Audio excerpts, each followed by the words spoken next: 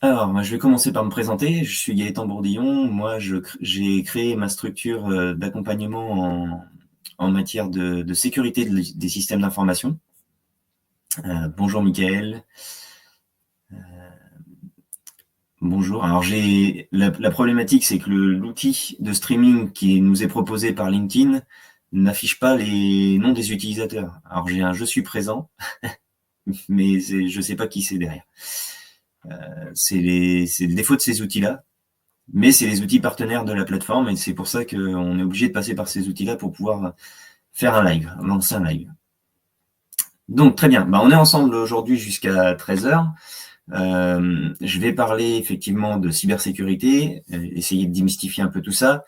Je vais en parler aujourd'hui, étant donné les difficultés que j'ai eues pour lancer le live. Je pense que je vais en refaire un la semaine prochaine, qui sera peut-être un peu plus complet. Mais déjà, dans un premier temps, je vais vous brosser un peu tout ce qui concerne la cybersécurité, vous parler un peu des actus, vous parler du cybermois, parce qu'actuellement on est au mois d'octobre, on est en plein dedans, on est dans le mois de la cybersécurité à l'échelle européenne. Je voulais vous faire une petite surprise avec un sweat à capuche, parce que c'est ce qui est classique dans le domaine de la cybersécurité, mais j'avoue que j'ai chaud, donc je vais l'enlever.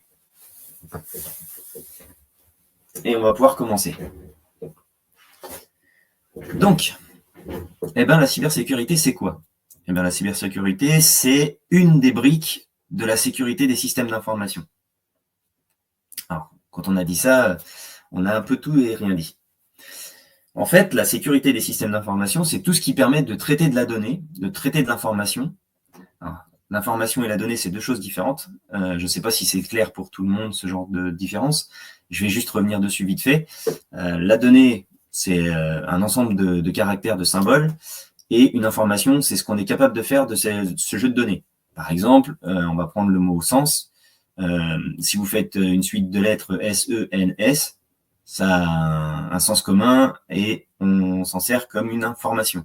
Ça ne veut pas dire pour autant que c'est pas géré comme une donnée. Par contre, vous pouvez avoir des données, un jeu de données qui va être ADKF, par exemple, qui va pas vous donner spécifiquement d'informations. Mais ça reste de la donnée. Vous voyez un peu la différence entre les deux. Donc le système d'information, c'est tout ce qui va permettre d'échanger de l'information, c'est-à-dire aussi bien l'informatique, aujourd'hui c'est ce qu'on met le plus en avant, dans le cadre de la cybersécurité, puisque c'est spécifique, on est dans le cyberespace, donc on est quand même lié à cette logique de réseau, mais il faut voir le spectre un peu plus large, puisque aujourd'hui, notre vie numérique, elle passe non seulement par l'informatique, mais aussi par tout ce qui est nos objets connectés, c'est-à-dire les enceintes connectées, les brosses à dents, les balances, etc., les montres, et ceci, le téléphone portable. Aujourd'hui, le téléphone portable, on continue de considérer que c'est juste un téléphone, alors qu'en fait, au même titre qu'un ordinateur, on a beaucoup d'informations, beaucoup de jeux de données dedans, et beaucoup d'éléments qui nous sont possibles de partager. Donc en fait, dans tout ceci, vous avez, on va dire, l'habitude par expérience de mettre, on va dire, un antivirus ou des applicatifs de sécurité sur votre ordinateur. Pour autant, vous n'y pensez pas forcément pour le téléphone. Bon, il y a effectivement une différence entre les deux, mais elle est devenue tellement minime qu'aujourd'hui, il faut considérer que la protection du téléphone, c'est aussi un enjeu de tous les jours.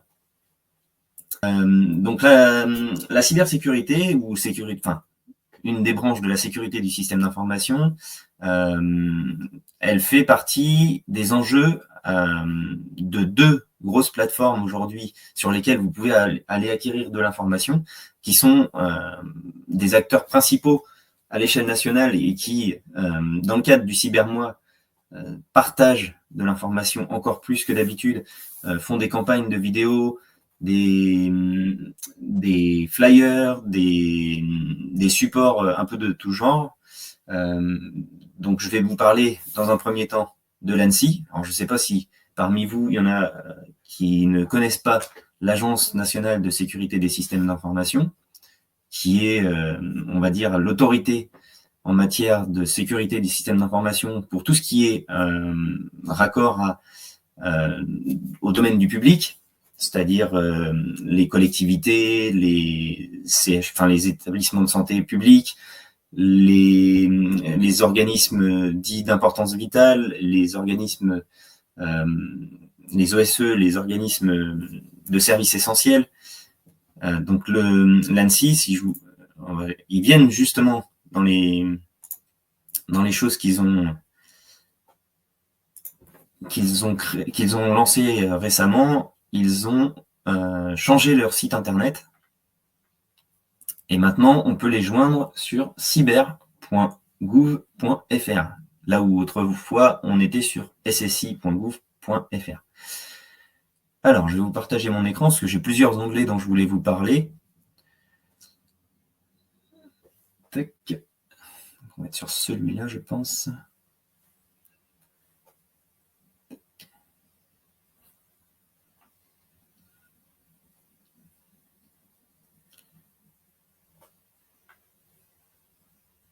Voilà. Hop.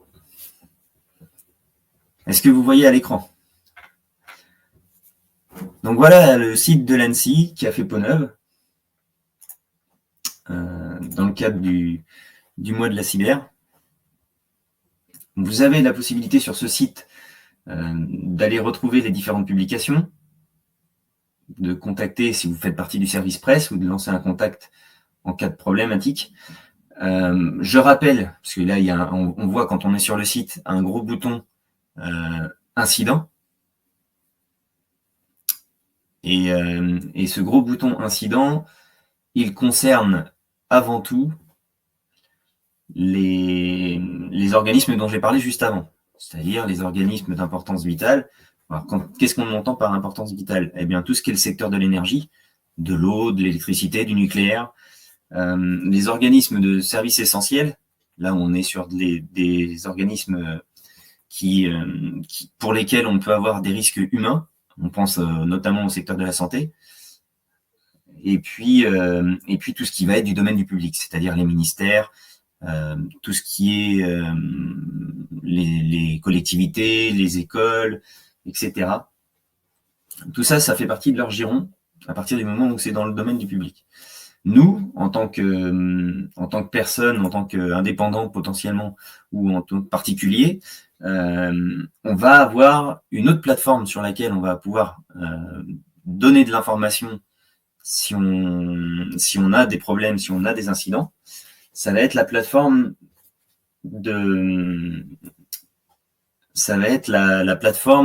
cybermalveillance.gouv.fr qui se trouve juste à côté, qui est la plateforme qui, pour le mois d'octobre 2023, est chef de ligne sur le cybermois, dont la thématique est l'ingénierie sociale cette année. Et d'ailleurs, ça fait partie de l'objet, ça a fait l'objet d'un article de blog que j'ai mis sur mon site internet. N'hésitez pas à aller le voir si vous voulez des compléments d'information. Donc, je vais partager l'autre. Voilà. Donc ce site-là, vous pouvez y accéder. Vous tapez dans la barre de l'URL cybermalveillance.gouv.fr. Et puis, si vous avez un souci, vous avez un bouton ici, à droite, qui s'appelle « Victime d'un acte de cybermalveillance ». En cas de problème, vous avez donc 3 catégories qui sont marquées, les particuliers, les professionnels et les collectivités, mais peut-être pour la partie collectivité, c'est des collectivités, on va dire, plutôt de moins grosse envergure. À partir du moment où on a des collectivités de grosse envergure, on va se retrouver sur des accompagnements par l'ANSSI qui potentiellement peut déléguer une partie, mais c'est quand même plutôt l'ANSSI qui va être contacté. Je pense aux collectivités. Moi, le cas échéant, on est tous ici, parce que là j'ai invité principalement des gens sur Angers, on est tous au courant de ce qui s'est passé en janvier 2021, où la mairie d'Angers s'était retrouvée face à une cyberattaque, où la clinique de l'Anjou s'était retrouvée face à une cyberattaque. Donc on avait des institutions, des gros faiseurs, on va dire, qui nécessitaient un coup de main et qui du coup pouvaient aller plutôt vers l'ANSSI pour les aider à sortir de cette crise-là. Donc là, vous avez la partie particulier, la partie professionnelle et les collectivités. Et dans la partie victime d'un acte de cybermalveillance, eh bien c'est simple. En fait, à partir du moment où vous avez eu un problème, vous allez sur la plateforme ici, vous suivez l'intégralité, donc vous démarrez le diagnostic, et puis vous faites la démarche complète. Donc commencez le diagnostic, vous expliquez ce qui s'est passé, vous précisez qui vous êtes, une entreprise, une collectivité ou un particulier. Là, on va être sur un particulier. On va dire qu'on a reçu un message malveillant et pour lequel on a cliqué sur un mauvais lien. Et là, il nous explique ce que c'est. Donc là, il me dit, voilà, j'ai été victime d'un hameçonnage. De quoi s'agit-il? C'est un hameçonnage. On explique dans cette fiche-là tout ce qui concerne ce type d'attaque. Et puis, à la suite de quoi, ben voilà, que dois-je faire? Et vous avez le détail de toutes les démarches que vous pouvez faire. Donc, au moindre doute, vous contactez l'organisme concerné. C'est-à-dire que vous recevez un SMS, vous ne savez pas de source sûre. Je vais prendre un exemple. Assez récemment, j'ai reçu un SMS de CR plus loin agricole. Bon, ok, je reçois un SMS avec écrit creux agricole. J'ai pas de numéro qui s'affiche, c'est une dénomination qui s'affiche, et j'ai un lien dedans. Je me dis, c'est bizarre quand même, on a des plateformes aujourd'hui, un lien, dites-vous que ça devrait déjà vous mettre le doute. J'ai un lien, ok, je regarde, et puis je me dis, bon, celui-là, ça pue, il y a quelque chose qui va pas, il va falloir que je le renvoie. Je le renvoie à qui? Puisque c'est ça la question aujourd'hui, on ne sait pas trop vers quelle plateforme on peut désigner, signaler ce genre de démarche qui est entreprise vis-à-vis de nous. Eh ben, c'est très simple. En fait, il suffit d'appeler le 33 700. Le 33 700, c'est la plateforme de lutte contre les spams vocaux et les SMS qui vous informe et vous accompagne. Donc, très simple, pareil, comme sur le site de cybermalveillance, vous suivez la démarche une fois que vous avez transféré le SMS que vous avez reçu au 33 700. Alors, comment on transfère un SMS? Ben, c'est très simple. Quand vous avez reçu un SMS, vous avez plusieurs choix. Soit vous faites répondre, soit vous cliquez sur le SMS suffisamment longtemps pour choisir ce que vous allez faire. Et puis, dans la démarche, vous allez donc répondre. Des fois, c'est répondre à tous si vous avez plusieurs destinataires. Soit vous allez transférer, un peu comme les mails en fait aujourd'hui. Et vous faites transférer vers le 33 700. Une fois que vous avez envoyé votre SMS vers le 33 700, vous descendez chacune des étapes. Il va vous demander de renseigner le numéro de téléphone, de renseigner le jour et de renseigner la date. Je rappelle que c'est un numéro vert, donc c'est un numéro qui est gratuit. Vous n'avez pas de problème pour envoyer des SMS sur ce numéro. Et puis, l'avantage que ça a, c'est que derrière, ça remplit les bases de données pour leurs statistiques, mais aussi potentiellement faire des signalements de façon plus large sur les numéros qui sont à éviter et puis sur les éléments qu'on doit considérer comme du spam. Donc ça, c'est la plateforme pour ce qui concerne les SMS. Tac. Donc là, il nous précisait de faire opposition immédiatement si jamais ça concernait notre carte bleue, de conserver les preuves. Ça, c'est quelque chose aussi qui est important de prendre en compte. Aujourd'hui, quand on prend une cyberattaque, un des réflexes qu'on a, c'est déjà on ne sait pas forcément que c'est une cyberattaque, on pense que c'est un problème, un bug, un problème informatique, et on a encore le mauvais réflexe, pour certains, pas tous, mais il y en a encore beaucoup, d'éteindre la machine. Et bien c'est ce qu'il ne faut pas faire surtout. Il faut éviter d'éteindre votre machine, puisque quand vous avez ce genre de problématique, moi, mais d'autres experts en matière de cybersécurité vont pouvoir intervenir pour faire la récolte des preuves, et pour intervenir et faire la récolte des preuves, on a besoin que la machine n'ait pas été arrêtée et que la mémoire cache ait été supprimée. Donc c'est pour ça que quand vous prenez une cyberattaque, le premier réflexe que vous devez avoir, c'est pas d'éteindre la machine, mais c'est de vous déconnecter du réseau. C'est quoi la différence? Eh ben, c'est très simple. D'un côté, vous avez une prise sur votre ordinateur qui délivre de l'électricité pour l'alimenter, et de l'autre, vous avez une prise qui sert juste à se connecter à Internet. Alors pour beaucoup, aujourd'hui, on se connecte encore en Wi-Fi.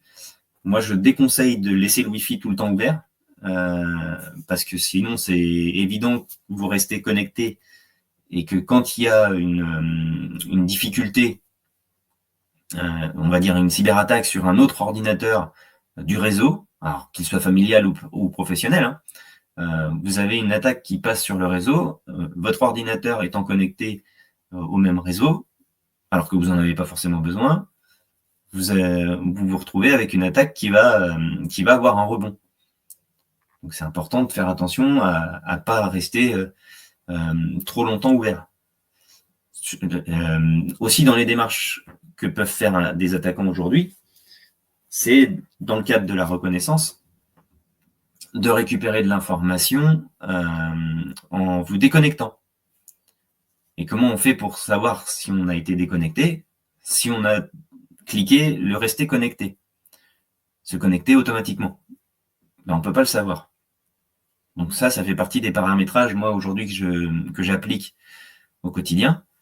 Je coupe le se connecter automatiquement pour les Wi-Fi pour éviter d'être déconnecté, de délivrer ce qu'on appelle un jeton d'authentification à la personne qui m'aura déconnecté. Ça fait partie des démarches qui peuvent être entreprises aujourd'hui pour pouvoir se connecter en lieu et place de la personne.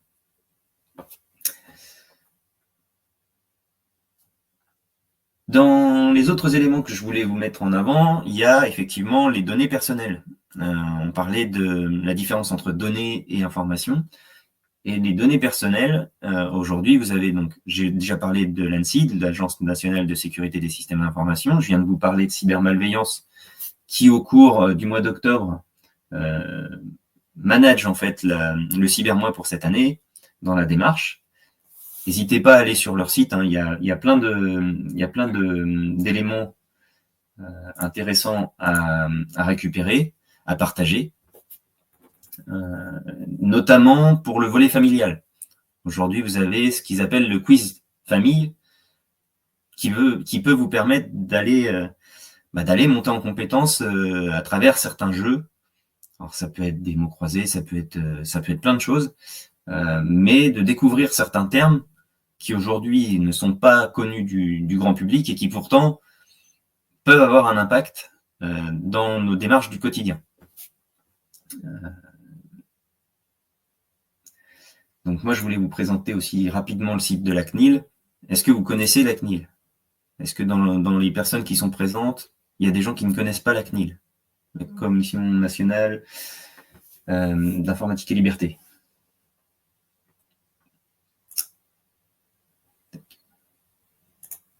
Ce qui se passe sur la CNIL, c'est les démarches qui sont à faire lorsque, par exemple, vos données, vous êtes informé par un de vos fournisseurs que les éléments qui vous concernent, alors que ce soit une carte d'identité, un passeport, une carte vitale, votre carte bancaire, tous les éléments qui permettent de vous identifier et qui vont avoir un impact réel sur votre vie de tous les jours, ces éléments-là, s'ils sortent sur les bases des attaquants, peuvent remonter lors de l'analyse de ce qu'on appelle le darknet. Et donc, on va vous informer ou pas. Et c'est là où je veux en venir. Normalement, une structure qui se fait cyberattaquer, qui a eu une exfiltration de données, et que dans cette exfiltration de données, vous avez des données personnelles qui vous concernent, qui sont sorties, cette structure-là a 72 heures pour se déclarer à la CNIL. C'est pas toujours fait, mais il faut savoir qu'il y a un cadre légal. Donc là, je vous ai présenté 3 gros organismes qu'il y a aujourd'hui à l'échelle nationale pour l'accompagnement en matière de cybersécurité, pour l'accompagnement en matière de sécurité du système d'information. Parce que j'aime bien rappeler qu'il ne s'agit pas que de l'informatique, c'est pas une tâche dévolue qu'aux informaticiens. On est tous concernés. Le partage d'informations, on le fait tous, ne serait-ce que par un appel, ne serait-ce que par un courrier. Et ces éléments-là aussi, même s'ils finissent par transiter à travers le numérique, une fois qu'on les a scannés ou qu'on les a photocopiés ou pris en photo, scannés avec le téléphone, ces éléments-là se retrouvent après dans l'espace cyber, on va dire. Mais avant même l'espace cyber, ces informations-là peuvent être utilisées dans le cadre d'une attaque. Alors pourquoi je dis qu'on est tous concernés ? Je vais revenir sur ce qui est sorti cette semaine rapidement, hein, parce qu'on a déjà pas mal avancé dans le temps. Mais je vais revenir quand même sur des choses qui sont sorties cette semaine, et notamment l'étude Orange. Donc l'étude qu'on a reçue de la part d'Orange. Alors, est-ce que je peux changer la... Donc voilà. Donc le 9 octobre 2023, on a une étude Orange Cyberdéfense avec Harris Interactive, qui est une structure américaine, qui a fait le point sur le sentiment de vulnérabilité personnelle pour les Français en matière de cybersécurité.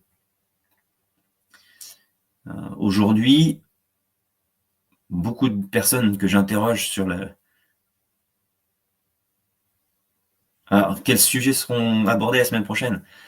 Sensiblement les mêmes. Je pense que j'essaierai d'avoir plus de réponses aussi, puisque là, le cas échéant, j'avais demandé s'il y avait des points sur lesquels les gens voulaient que j'appuie, et j'ai pas eu de messages privés qui me soient arrivés, j'ai pas eu de messages en commentaire qui me donnent des thématiques bien spécifiques sur lesquelles vous vouliez que j'appuie, ce qui fait que cette session-là est plutôt large.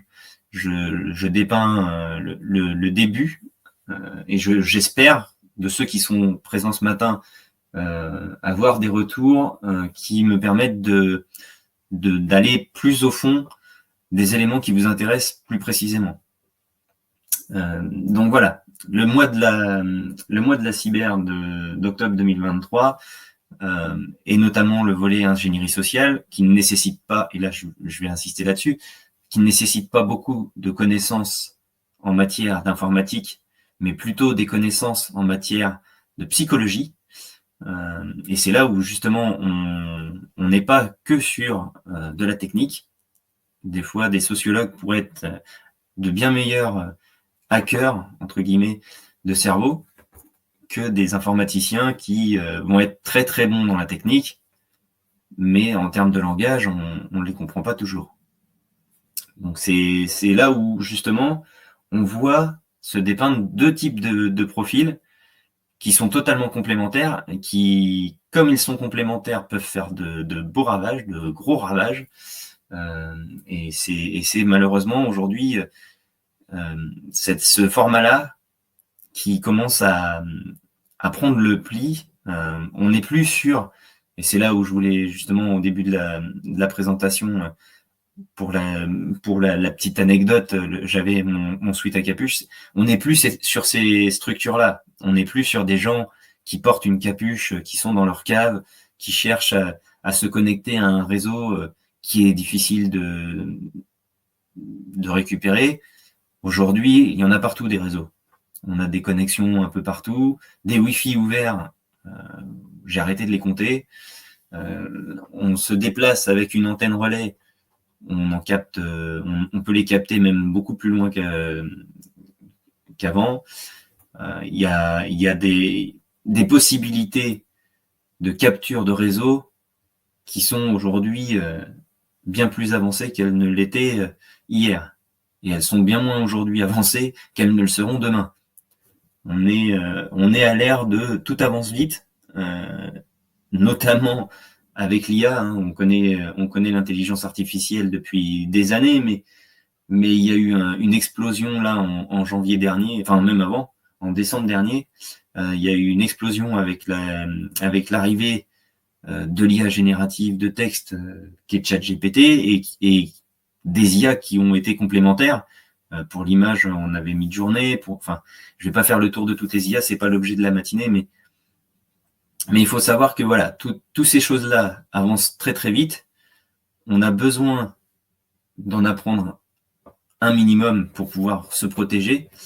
Parmi les éléments que je vous ai donnés, je vous ai parlé de comment en fait réagir quand vous avez un SMS de phishing, enfin de smishing du coup, on appelle ça les smishing quand il s'agit des SMS. Quand vous avez un SMS de smishing, de l'envoyer sur la plateforme 33700 en faisant un transfert, et puis de suivre en fait les étapes du diagnostic.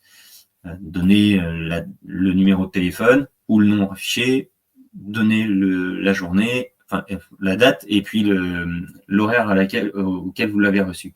Il existe une autre plateforme. Il existe une autre plateforme qui s'appelle Pharos. Alors je ne sais pas si vous connaissez Pharos. Cette autre plateforme, elle sert à signaler.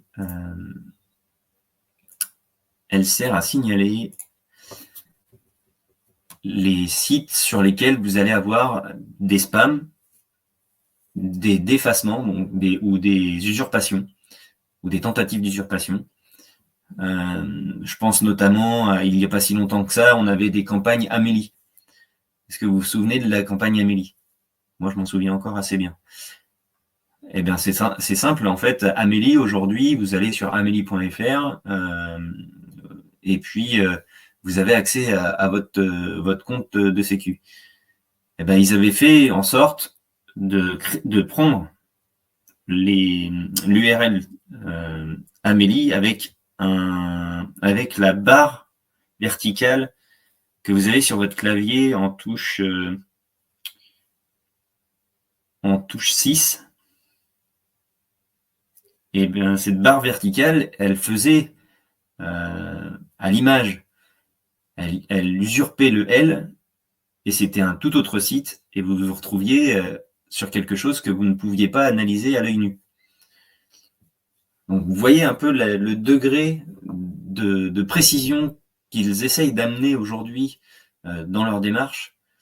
C'est quand même totalement différent de ce qu'on a pu connaître par le passé, où on se recevait des mails nous disant, alors déjà d'une qui était remplie de fautes d'orthographe, on était sur des mails qui nous étaient envoyés pour nous dire on vous a filmé sur votre webcam en train de regarder tel site pour adultes. On a reçu aussi des mails de convocation judiciaire plutôt récemment. On reçoit régulièrement des sollicitations par mail de la part des attaquants.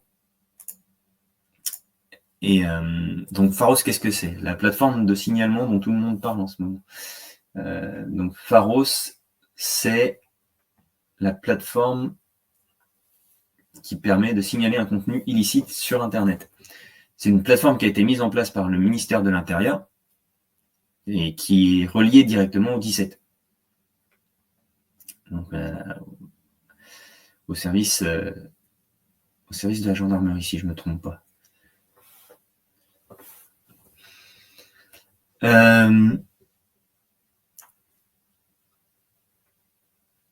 Ouais, ça marche, Alexandre, pas de problème, bon appétit.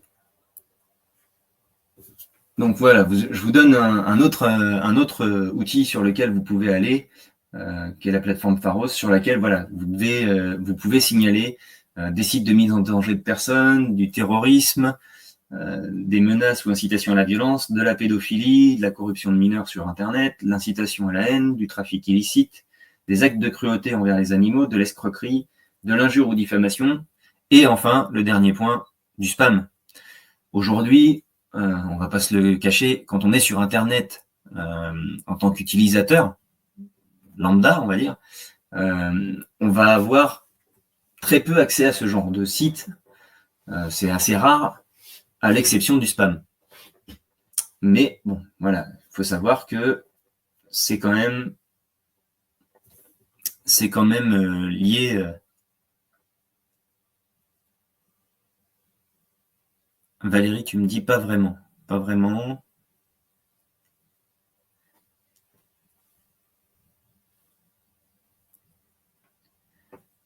C'est pourquoi le pas vraiment. Je peux revenir hein, sur un point en particulier si...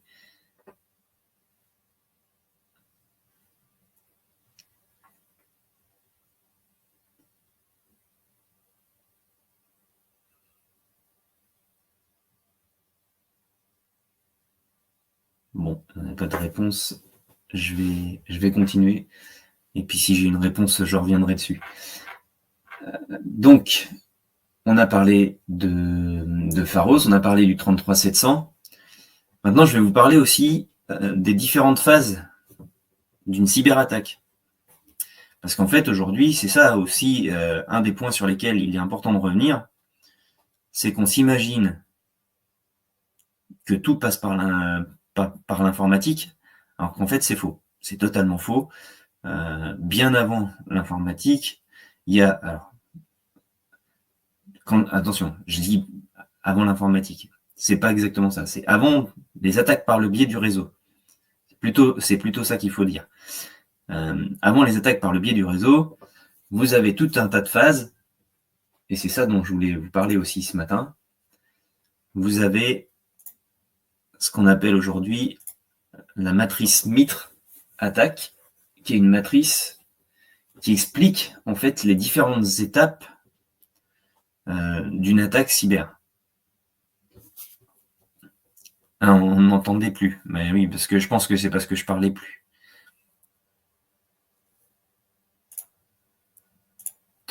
Alors, moi je voulais vous montrer ça, parce que c'est important de le souligner. On n'est pas forcément toujours sur des attaques par le réseau. On a des attaques des fois... Alors, je vais le grossir parce que sinon, au niveau de l'écran, vous n'allez pas voir grand-chose. Donc on continue. Donc voilà les différentes phases qui existent dans une cyberattaque. Vous avez dans un premier temps la reconnaissance. Alors la reconnaissance, c'est quoi? Eh ben, c'est très simple. Ça va être de prendre le maximum d'informations en amont du développement de nos ressources.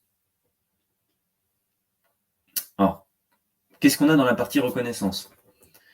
Le scanner actif, active scanning. Donc alors là, on est sur de la technique. On est sur un outil qui va me permettre de suivre en temps réel ce qui se passe sur certains réseaux. Partage d'informations de victimes.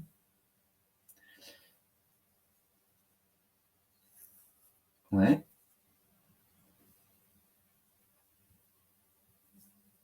C'est rassembler des informations sur l'autre victime, rassembler des informations sur l'identité de la victime, rassembler des informations sur le réseau de la victime et rassembler des informations sur l'organisation victime. Vous avez le phishing pour récupérer des informations aussi. Vous avez les sources fermées, la recherche en sources fermées. Vous avez la recherche sur les bases techniques, les databases, les bases de données techniques qui sont ouvertes. Je prends un exemple avec des GitHub ou des choses comme ça, je pense. Search Open Website Domains. Donc, c'est des recherches sur les domaines et les sites ouverts. Et Search Victim Owned Website. Ouais, donc c'est les recherches sur les websites spécifiques possédés par la victime. Donc en fait, vous voyez bien, là, tous ces éléments-là sont des éléments que tout un chacun peut réaliser en très peu de temps avec une très petite formation. Il n'y a pas besoin d'être expert plus pour aller chercher de l'information. On va prendre un exemple, puisque on appelle ça aussi, dans le jargon, on peut appeler ça l'OSINT, l'Open Source Intelligence, donc la recherche d'origine source ouverte, le ROSO en français. C'est des techniques de recherche qu'on peut utiliser. Je pense notamment au Google Docs. Je ne sais pas si c'est quelque chose que vous avez déjà entendu. C'est des démarches de de recherche que vous pouvez utiliser pour gagner du temps, déjà, parce que ça va aller cibler plus facilement certains types, par exemple, de fichiers. Vous êtes à la recherche d'un PDF. Dans l'exemple, vous êtes sur Google, dans votre ami de recherche habituel, où vous avez besoin de récupérer, j'en sais rien moi, un format Word pour un courrier type. Vous avez un courrier type à réaliser, vous savez pas trop comment le sortir. Il existe sûrement sur Google, il est sûrement indexé sur Google. Vous allez taper dans la barre de recherche de Google un file type, donc un type de fichier, 2 points, et puis vous allez marquer doc, parce que vous avez besoin que ce soit un fichier Word pour pouvoir le faire, pour pouvoir le modifier. Si vous avez besoin d'un PDF parce que vous voulez juste le consulter, vous tapez la même chose, file type, 2 points, puis vous tapez PDF. Et puis, une fois que vous avez tapé ces éléments-là, vous tapez votre recherche, vous détaillez un peu plus votre recherche.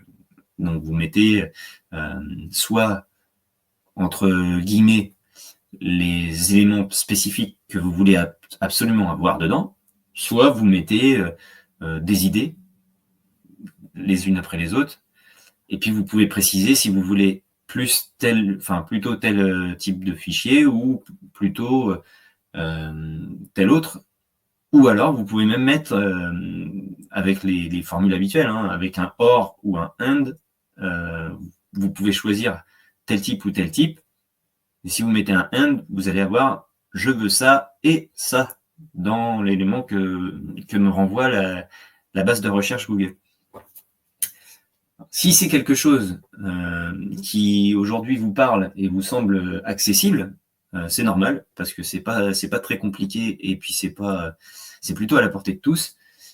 Et encore plus aujourd'hui que l'on a des plateformes, mais j'en utilise moi une surtout, qui permettent de se former à ce genre de démarches, qui sont des démarches de formation que peuvent avoir des journalistes qui ont besoin de vérifier leurs informations, mais même nous, pour éviter justement d'être désinformés, pour apprendre à trouver un peu à trancher entre le vrai et le faux.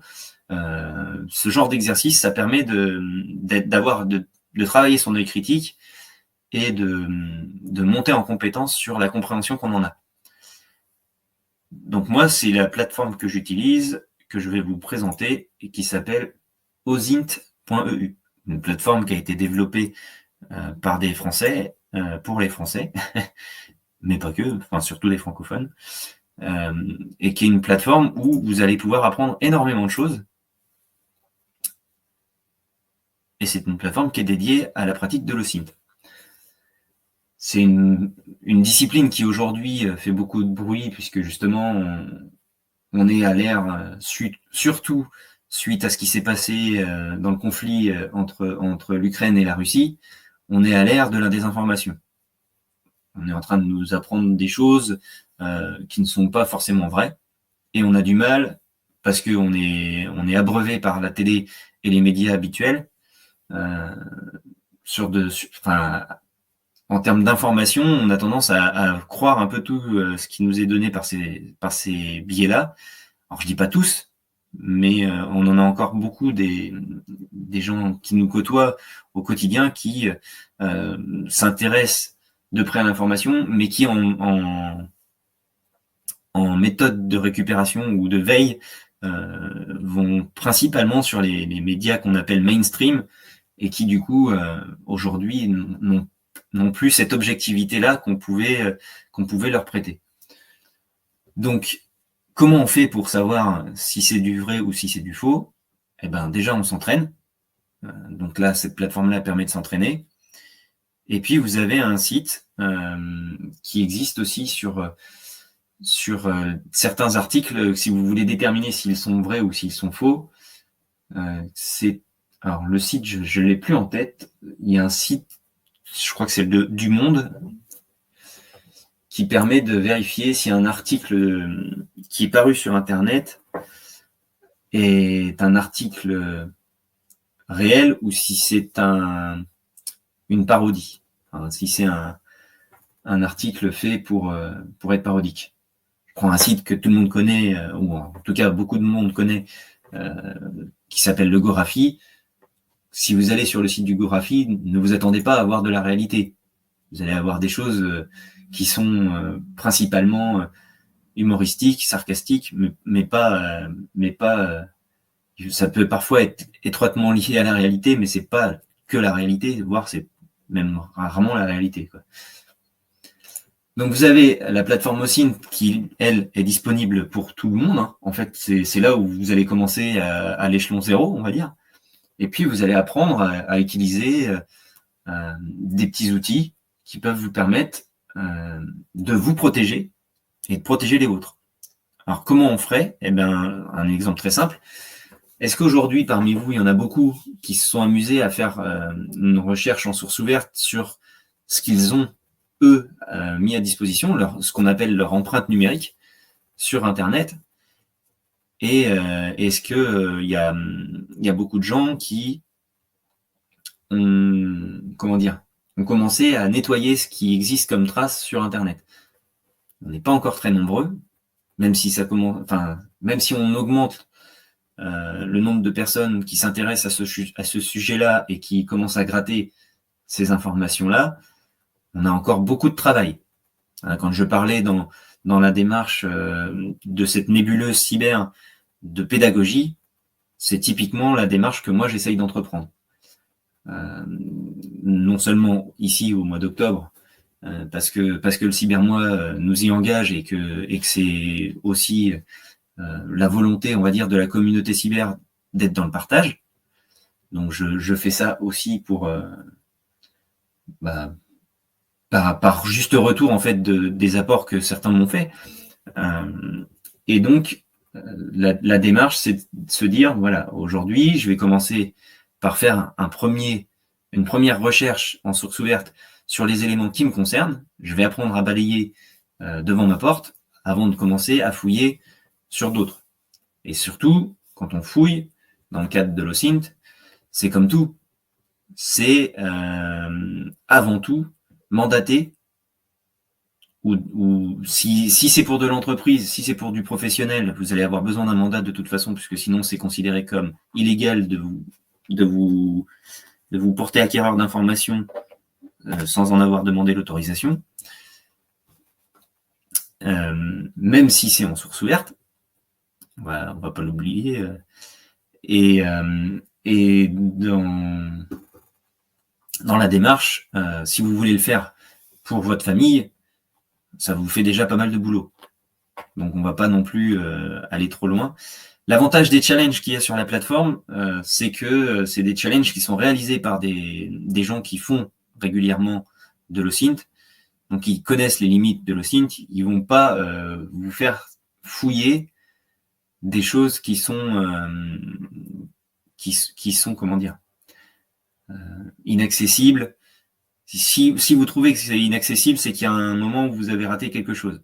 Il y a pour ça énormément de write-up. En fait, si vous voulez, les write-up, c'est des comment dire, un détail, un rapport détaillant le pas à pas pour la réalisation du challenge, qui peut vous permettre déjà de comprendre la dynamique avant même de vous lancer sur ce genre de démarche. Donc vous avez d'un côté l'OSINT avec la plateforme OSINT, mais vous avez une autre communauté qui s'appelle OSINT-FR avec un S et non pas un Z, mais qui, elle, n'a pas de plateforme, par contre a un Discord où vous allez avoir la possibilité aussi d'échanger sur ce qu'est l'OSINT, qu'est-ce qu'on peut faire en premier, et puis monter en compétence au fur et à mesure. Vous avez des communautés comme ça qui vous permettent de monter en compétence à travers le partage. Donc ça vous évite aussi de perdre du temps à aller lire un peu tout et n'importe quoi. Et puis de vous concentrer sur ce que vous avez vraiment besoin de lire quand vous avez besoin de monter en compétence sur certaines tâches. Donc voilà ce que je pouvais dire pour l'OSINT. L'autre plateforme que je recommande, mais là on va être plutôt sur du technique, ça va être RouteMe. Ça va être RouteMe. Alors RouteMe, pourquoi je vous présente RouteMe? Eh bien tout simplement parce que c'est une plateforme qui permet de découvrir des bases et puis au fur et à mesure de monter en compétences. Alors, que ce soit pour vous ou, je rappelle que tout ce que je présente là, c'est des outils que vous allez pouvoir partager, qui sont des outils sur lesquels tout un chacun peut être amené à aller de son plein gré, en fait. Hein. La plateforme RootMe, l'avantage qu'elle a, c'est vous allez avoir plusieurs catégories. Déjà, vous avez plusieurs accès. Vous avez l'accès visiteur, l'accès contributeur ou l'accès premium. Vous allez avoir des challenges. Donc là, il y a actuellement 536 sur le site. Vous allez avoir des challenges qui commencent par le web client. Vous avez de la programmation. Vous avez de la cryptanalyse. Donc là, on était sur du web. On était sur de la programmation. Là, déjà, on bascule sur de la cryptanalyse. On est plus sur quelque chose lié aux mathématiques. Vous voyez, on sort du spectre vraiment pur informatique. Vous avez de la stéganographie. Vous avez du web server, donc là on revient sur du web. Vous avez du cracking, donc l'objectif c'est de créer des outils pour craquer. Vous avez du réaliste. Ça je connaissais pas celui-là, je l'ai pas fait encore. Vous avez du réaliste, vous avez du cloud, vous avez du réseau, vous avez du script applicatif, vous avez du système et puis vous avez du forensique, qui est l'une des catégories que moi j'affectionne tout particulièrement. Alors, qu'est-ce que c'est que la forensique ? La forensique, c'est l'équivalent de la médecine légale. En fait, vous avez un ordinateur qui est HS, vous devez déterminer ce qui s'est passé. C'est là où justement je reviens un peu sur ce que j'avais pu dire plus tôt, où j'avais expliqué, voilà, vous avez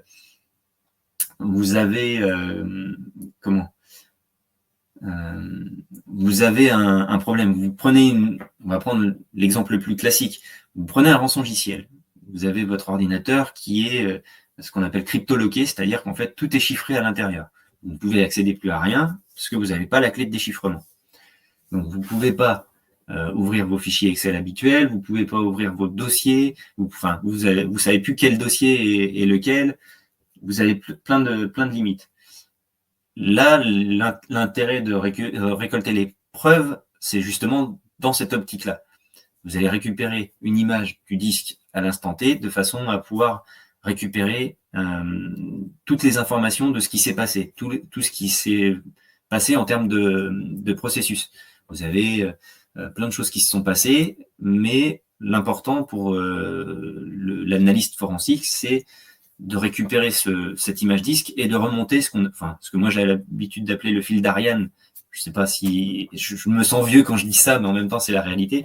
C'est de remonter petit à petit tous les éléments pour revenir à mais par quoi ça a été lancé. Pourquoi c'est important de faire du forensique une fois qu'on a pris ce genre de problème. Et bien, tout simplement parce que si vous faites une réintégration de votre sauvegarde, et j'espère pour vous que vous aurez fait une sauvegarde en amont, quand vous faites la réintégration de votre sauvegarde, vous n'êtes pas à l'abri que dans cette sauvegarde, vous ayez encore le logiciel qui s'est déclenché et qui a chiffré l'intégralité de votre matériel. Donc ce logiciel-là, il faut qu'on arrive à déterminer lequel il est et comment on peut le liquider avant d'avoir de nouveau ce genre de problématique. Donc voilà, je vous ai parlé de OSINT, je vous ai parlé de RootMe. Je vais continuer à vous parler, alors pas très longtemps parce que je vois qu'il est déjà presque 13h et après tout le monde a faim. Donc je vais continuer rapidement. Il y a peu de temps, il y a un référentiel qui est sorti par l'ANSSI, qui est un nouveau référentiel qui vient compléter le précédent référentiel PASSI, qui aujourd'hui est un référentiel qui est sorti, donc là, je sais plus, c'est cette semaine qu'il est sorti, le référentiel PAX, ou la semaine dernière. C'est très récent. Donc le PAX, c'est les prestataires d'accompagnement et de conseil en sécurité des systèmes d'information. Ça, c'est aujourd'hui, moi, je suis qualifié auditeur sur l'ISO 27001. J'ai été certifié cet été. Et je pense que ça, c'est la prochaine étape que je vais essayer de viser pour justement pouvoir amener toujours plus de rassurance dans mes accompagnements, de pouvoir ramener aussi un document qui me valide et valide mon expertise. Ça marche Valérie, je lis, il n'y a pas de problème. Donc le référentiel PAX qui vient de sortir, pour lequel vous avez, si vous avez besoin de faire intervenir un accompagnateur en matière de cyber, pensez à bien vérifier s'il a un macaron de l'ANSSI, on va dire, s'il est PASSI, PRIS, P10, s'il est PAX maintenant, s'il est... Donc voilà, c'est des éléments de rassurance qui vont vous permettre de déterminer si la personne que vous avez en face de vous est bien un spécialiste de la thématique.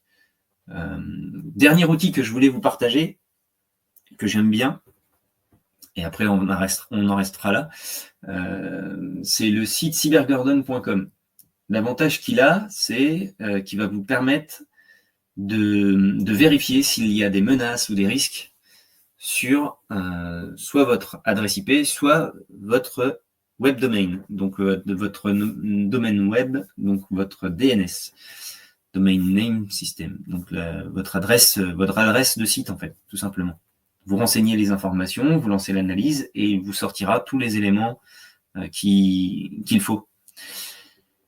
Si vous voulez aussi déterminer votre niveau, parce que la question c'est de savoir, bah oui, mais moi j'ai déjà un certain niveau, comment est-ce que je l'évalue en fait? Et là vous avez des choses qui existent, des diagnostics en ligne qui existent, il y en a plein. Il faut savoir que sur le site de la CCI, vous avez un flash diag, un diagnostic très rapide en 15 questions qui vous permet déjà d'avoir un premier œil sur votre niveau de maturité et puis de savoir un peu si vous avez besoin d'un accompagnement ou pas. Je vois qu'il est déjà 13h, je vais finir rapidement. Dans les choses que je voulais mettre aussi sur table aujourd'hui, j'ai commencé un projet d'outillage, on va dire, pour lequel je vais commencer à identifier des profils pour m'associer à un outil. On cherche à faire un outil qui va permettre de mener les gens vers un meilleur niveau de compétence, un meilleur niveau de compréhension en matière de cybersécurité. Et cet outil-là, aujourd'hui, il est en cours de création. On a eu l'idée, on a poussé l'idée, on est rendu à un stade de projet où on va commencer à regarder le cahier des spécifications pour justement être plus précis lors de la démonstration. Si c'est quelque chose qui vous intéresse, eh bien, je vais mettre, moi, à la fin de la vidéo, je vais vous mettre un lien, parce que là, je peux pas, depuis la plateforme StreamYard, je ne peux pas mettre de commentaires, donc je vais pas pouvoir vous mettre le lien tout de suite d'un Google Form, mais je vais vous le mettre juste après pour que vous puissiez me dire, déjà d'une, ce que vous avez pensé de ce LinkedIn Live qui a commencé déjà un peu sur le tard. Et malgré tout, j'ai essayé de donner énormément d'informations sur l'heure qui restait. J'ai pas eu trop de questions. Je ne sais pas si vous avez des questions. N'hésitez pas à les mettre dans la partie commentaire du questionnaire que je vais vous mettre à disposition. Et puis la semaine prochaine, je pense que cette fois-ci, je vais avoir le vrai créneau prévu, c'est-à-dire 11h30, 13h, la même façon, avec je l'espère, plus de détails, plus de temps pour des éléments sur lesquels vous avez vraiment envie d'approfondir, et puis sur lesquels, voilà, on a tous un peu besoin d'avancer, quoi.